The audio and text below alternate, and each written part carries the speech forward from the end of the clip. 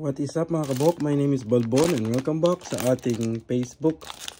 I-install lang natin itong Shoei Transition, Shoei Photochromic Lens. Yan. Ano nga ba yung photochromic lens na sinasabi? Yan po ay yung tinatawag na UV Light Sensitive Shield. Depende po sa intensity ng UV, nag-re-react yung kanyang lens. Nagiging dark po siya pag natatapatan ng mataas na intensity ng UV, tapos nag-a-adapt pag medyo makulimlim, konti lang yung kanyang pagiging madalas to sa salamin. Sa mga nakakaintindi po, sa salamin po meron na po nung photochromic lens. So may mga nakikita ko na nagpo-post na nagsasabi yung mga iridium lens daw ay photochromic lens. Hindi pa ako nakatry nun. Sa Aray po, wala akong alam na merong nagpo-produce ng photochromic lens. Ang alam ko po ay photochromic anti-fog. Baka meron, PM nyo po or i-comment nyo po sa comment section kung meron kayo nakita na photochromic lens na iridium lens, or kung meron man clear na Aray na meron photochromic. Way before, meron ginagawa si Pinlock na transition anti-fog. Kaso parang na-discontinue na. Ang meron lang na alam ko na merong photochromic official ay yung Shoei photochromic lens. Yan, meron po to sa X15, X14, Say 7, Say 8, ano pa ba? Yung EX0 meron din. Sa ibang Shoei, kung may kailangan kayo, PM nyo po.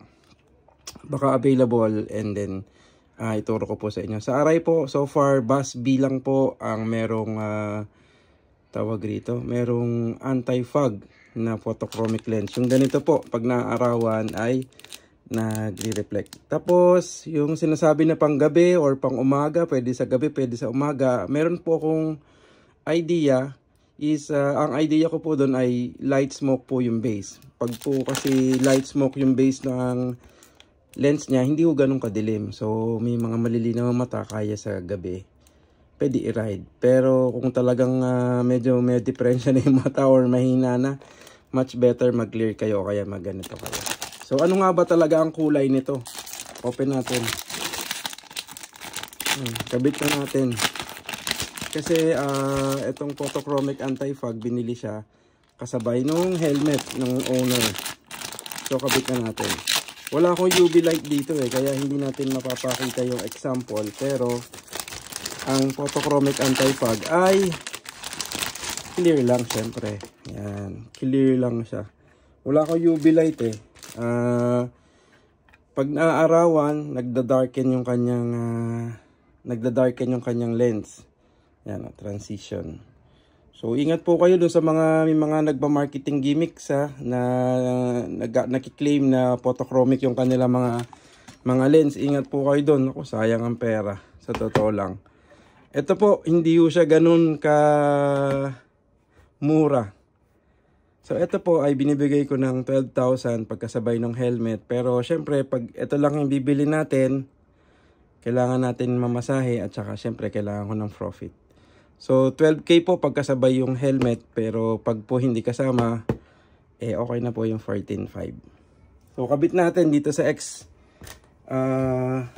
X15 na binili ng ating client. Unbox na rin natin. Yan. Again, meron din po nito kung medyo budgeted kayo, meron tayong nabibili na anti-fog na transition. Yan. U-look po ang tatak. Shoei lagi may kasamang anti-fog.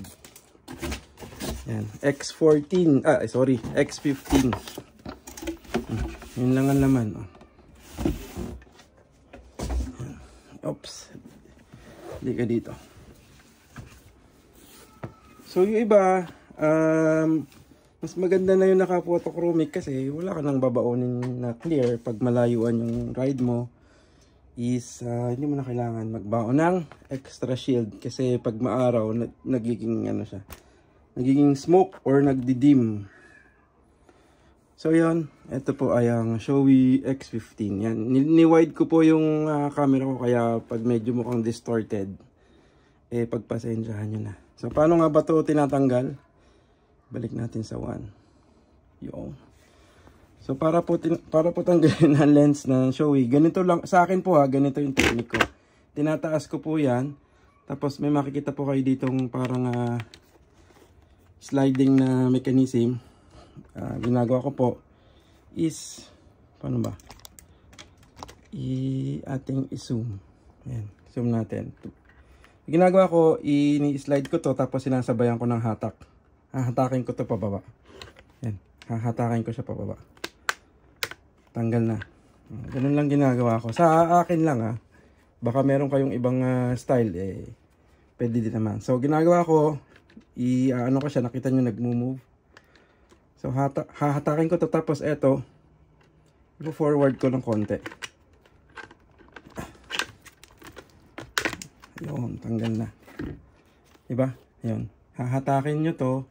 Tapos kung saan yung spring, direction ng spring, hahatakan nyo din papunta doon. So hatak to tapos hatak din doon. Then angat nyo ng konti, matatanggal na. So sa pagkakabit naman, ganun din. So unahin muna natin yung ditong part. Papasok ko yun, parang lang kasi yan. 1, 2, 3, 4. So unahin ko muna to. Pasok ko doon. So, ibaba ko na rin to ng konti.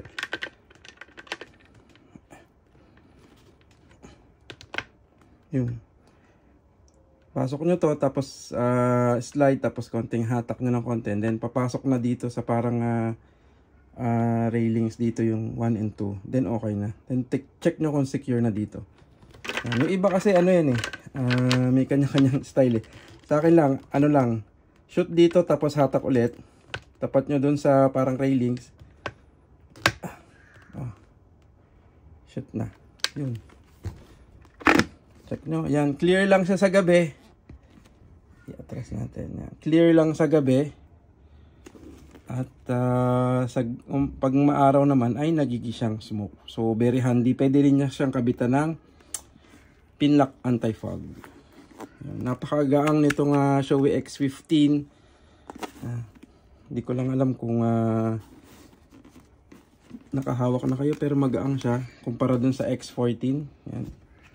Ito yung ginagamit ni Marquez X15 na helmet. So yun lang mga kabuhok. Photochromic anti-fog. Ito yung nagbabago ng kulay or tinatawag na transition lens.